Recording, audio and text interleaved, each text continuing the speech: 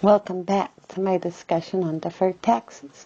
And in this pencast, I'm going to have a discussion with you regarding deferred tax assets.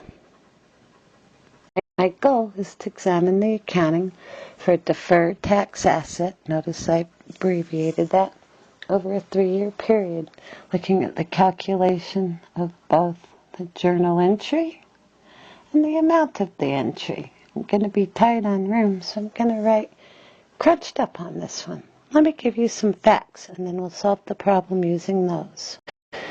In our example, we're going to look at a company for the years 2013, 2014, and 2015. Let's assume the pre-tax accounting income for 2013 is 80, and all of these are millions, but I'm just going to quit saying millions. Millions makes it look more important. Pre-tax accounting income for 2013 is 80. For 2014, it's 115. For 2015, it's 105. If you add all of these together, the total pre-tax accounting income for all 3 years equals $300,000. Let's assume there's one and only one timing difference. In 2013, our company picked up $20 in subscription revenue. They hadn't earned any of it. They had just received it. And so I'm going to show a 0 here for the amount that's earned, but we need to, none is included in the accounting income. It was all unearned. But I'm going to add the whole 20 in to get to taxable income. They received the cash, but they hadn't earned any of it yet, so they showed it as unearned. The IRS, however, says you received it, you're paying taxes on it. So taxable income for 2013 will be $1 million. Let's further assume that our little company earned $15 million of that and included it in 2014's revenue. So 2014's revenue is $115. It includes $15 million, or the 15 in unearned revenue that we subsequently earned, so we can take that off for calculating how much we have to pay taxes on. We paid that in 2013. So we only need to pay taxes on 100 for 2014.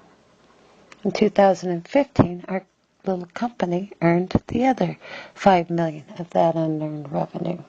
And they included that in the 105. They don't have to pay taxes on that either, because they paid all the taxes on this when they received the cash in 2013.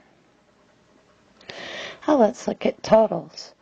Our total taxable income and our total accounting income agree. The total amount of unearned revenue we initially added on was 20, and the amount we subsequently reversed out was also 20. So in the end, everything ran through accounting income and taxable income. A true timing difference. Now, we have the facts for our problem.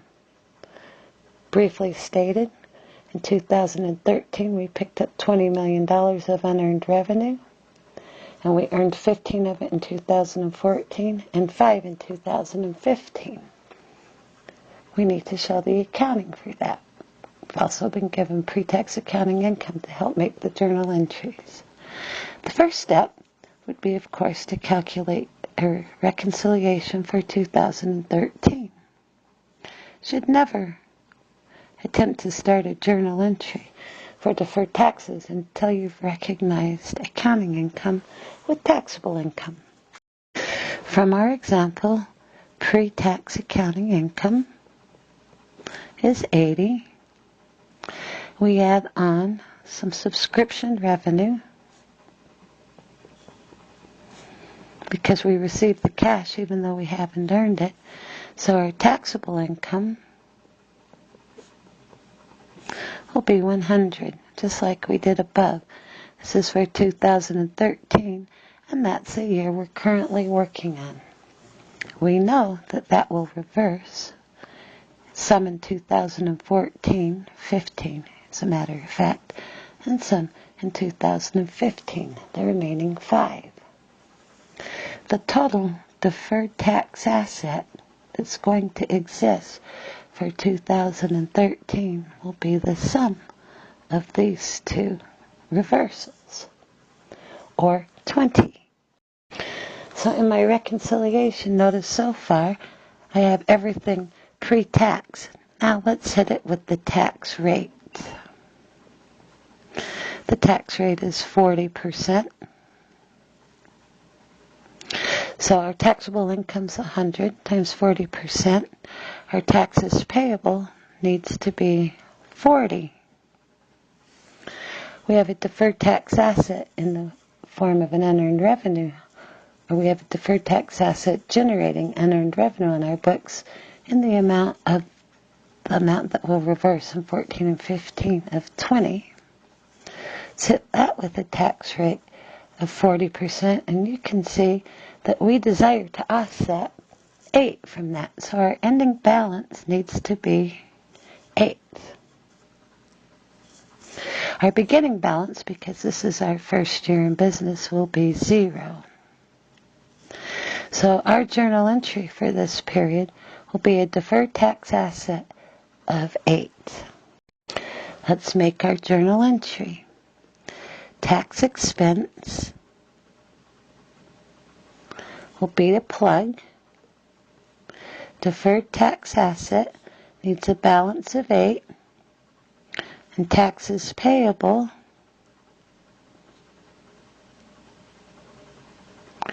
needs to be 40. The difference is for the expense will be 32 to make that balance. Since there is no permanent differences, you can take the 80 times it by 40%, and in this case that helps explain where the tax expense came from. The taxes payable came from our reconciliation, as did the deferred tax asset number. All right, let's move on to 2014. As usual, the first thing you need to do is a reconciliation of pre-tax accounting income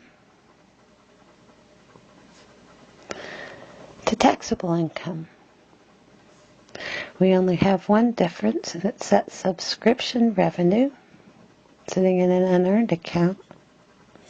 It's now at substantially less than it was when we set it up, and taxes taxable. Let's reword that. Taxable income. From our numbers above, you can see for 2014, our accounting income was 115, so let's bring that down. That 115 includes 15 of the subscription revenue that we recognize as earned. So we reduced our unearned account on the books for 20 by 15, so it's now left at 5. Since there's 15 million of revenue in there that we picked up as earned, and we've already paid taxes on it, it's a future deductible item, and we're going to deduct that in the amount of 110. And that's what 2014 looks like. We know we set it up to be 20 in 2013, that 15 reversed in 2014, and that 5 will reverse in 2015.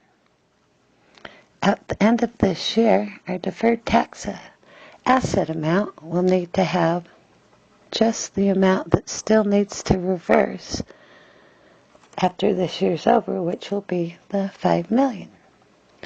Let's hit it with the tax rate. The tax rate is 40%. So taxes payable for 2014, let me correct my little math there, will be 40% of the 100,000, and that will be 40. Our deferred tax asset needs to be set up 40% of the $5 million of the unearned, that'll be $2 million. So that's our ending balance. Our beginning balance in that account was what we left in it last time, or 8. So it's currently an asset of 8, and we want it to be 2. So we need to drop it by 6. So there's our journal entry. We know our taxes payable, and we know what we need to do to our deferred tax asset account. Let's make the entry. We'll have tax expense of 40.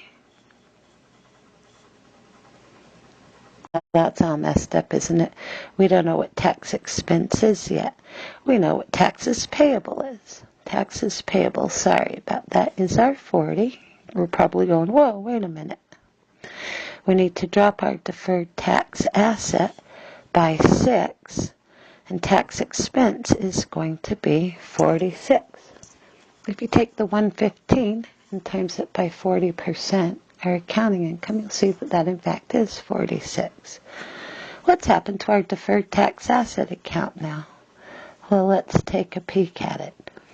Our deferred tax asset account started at 0, and last year we put in 8, and this year we're going to remove 6, so it will have a balance after this journal entry that we just made is posted of 2. Let's move on to 2015. As always, the first step would be to do reconciliation of pre-tax accounting income to taxable income. We only have one timing difference, and that's been from our unearned revenue, our subscription revenue. And when we adjust for that, will be the taxable income. We're working on 2015 now, and as you can see from our example above, we have 105 of accounting income. In 2013, we generated a difference of unearned revenue and subscription income of 20, of which 15 reversed in 2014, and 5 is going to reverse in 2015, again taken from our facts above. That means our taxable income for 2015 is 100, and we have no future deductible items left, so our deferred tax asset amount needs to be at 0, our future deductible amount. We need to hit these with the tax rate now of 40%.